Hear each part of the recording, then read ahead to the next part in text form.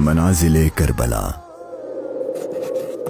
60 ہجری 27 رجب اپنے نانا حضرت محمد مصطفیٰ صلی اللہ علیہ وآلہ وسلم کے روضہ مبارک پر آخری حاضری دینے کے بعد امام حسین شہر مدینہ چھوڑ کر مکہ کی جانب چل پڑے اور 4 شعبان کو مکہ پہنچے اور 8 ذوالحجۃ الحرام کو مکہ سے کربلا کی طرف چل پڑے۔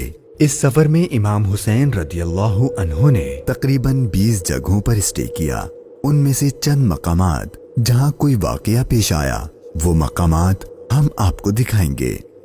پہلی ڈیسٹینیشن بستان ابن عامر کراس کرنے کے بعد جب امام حسین رضی اللہ عنہ دوسری منزل صفاح پر پہنچے تو وہاں آپ کی ملاقات عربی کے ایک مشہور شاعر فرزدق سے ہوئی جو بائی چانس کوفہ سے ہی آ رہا تھا۔ آپ نے اس سے کوفہ کی سچویشن کے بارے میں پوچھا تو اس نے کہا، اے نواسۂ رسول، ان کے دل تو آپ کی فیور میں ہیں لیکن ان کی تلواریں آپ کے اگینسٹ ہیں۔ امام حسین کا تیسرا اسٹے ذات ارق نامی سنسان اور ویران جگہ پر ہوا، جہاں ایک شخص بشیر بن غالب نے امام حسین کے قافلے والوں کو ٹینٹس لگاتے دیکھا تو وہ بڑا حیران ہوا۔ پھر اس نے آ کر امام حسین سے ملاقات کی تو دوران گفتگو امام حسین نے اسے اپنے سفر کا مقصد بتایا اور ساتھ اپنی شہادت کی خبر بھی دی۔ امام حسین کا چوتھا اسٹے حاجز تھا۔ اس مقام پر آل رسول نے کچھ دیر آرام فرمایا اور امام حسین رضی اللہ عنہ نے کوفہ والوں کے لیے ایک خط لکھا اور اسے حضرت قیس کے ہاتھوں کوفہ والوں کو روانہ کیا۔ 5ویں منزل بعض العیون اور 6ٹھی منزل خزیمیہ کو کراس کر کے امام عالی مقام جب 7ویں منزل زرود پر پہنچے تو آپ کو زہیر بن القیس نامی شخص ملے جو کہ حضرت عثمان غنی کے قریبی لوگوں میں سے تھے اور حج ادا کر کے آ رہے تھے۔ اس نے جیسے ہی امام حسین سے ملاقات کی تو اس نے اپنے گھر جانے کے بجائے امام حسین کا رفیق سفر بننے کو پریفر کیا۔ 8ویں منزل صالیبیہ پر ایک غمناک امام حسین کے انتظار میں تھی۔ یہی وہ مقام تھا جہاں آپ کے چچا زاد بھائی حضرت مسلم بن عقیل اور ان کے 2 بیٹوں کی شہادت کی دردناک خبر ملی۔ اس پر آپ نے خطبہ ارشاد فرمایا اور حالات کی سنگینی سے قافلے والوں کو آگاہ کر دیا تاکہ کوئی جانا چاہے تو چلا جائے، لیکن آپ کے ساتھ سفر شروع کرنے والوں میں سے کسی نے پیٹ نہ پھیری۔ مشکلات میں اضافہ اور جرنی ڈیفیکلٹ ہوتی جا رہی تھی کیونکہ ابن زیاد گورنر کوفہ کو امام حسین کے آنے کی خبر مل گئی تھی اور اس نے اپنے بہادر اور ماہر کمانڈر حر کو 1000 کا لشکر دے کر امام حسین کو گرفتار کرنے بھیج دیا۔ امام حسین زحالہ، بطن عقبہ اور شراف سے گزرنے کے بعد جب 12ویں منزل سرات پہنچے تو آپ کا سامنا حر اور اس کے 1000 کے لشکر سے ہوا۔ اس ریگستانی علاقے میں حر اور اس کے لشکر والوں کا پیاس سے برا حال ہو چکا تھا اور ان کے پاس پانی بھی نہیں تھا، تو امام حسین نے ان کو اپنے ہاتھ سے پانی پلایا۔ پھر آپ نے ان کے سامنے تقریر کی اور جب آپ ظہر کی نماز پڑھنے کے لیے کھڑے ہوئے تو آپ کے قافلے والوں کے ساتھ حر کے لشکر نے بھی آپ کے پیچھے نماز پڑھی۔ 13ویں منزل قادسیہ، یہ ہے ٹرننگ پوائنٹ۔ امام حسین رضی اللہ عنہ کو جانا تو کوفہ تھا لیکن آپ نے راستہ تبدیل کر دیا اور آپ کربلا کی طرف چلنا شروع ہو گئے۔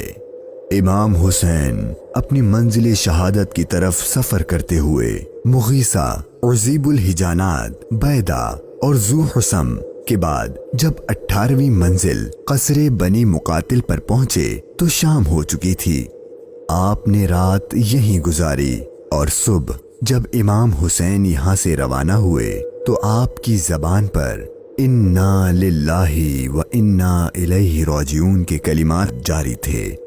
آپ کے بیٹے علی اکبر نے آپ سے یہ کلمات پڑھنے کی وجہ پوچھی تو آپ نے فرمایا کہ بیٹا، میں نے ابھی خواب دیکھا ہے اور اس میں ہمیں شہادت کی خبر دی گئی ہے۔ تو آپ کے شہزادے نے پوچھا کہ اے بابا جان، کیا ہم حق پر نہیں ہیں؟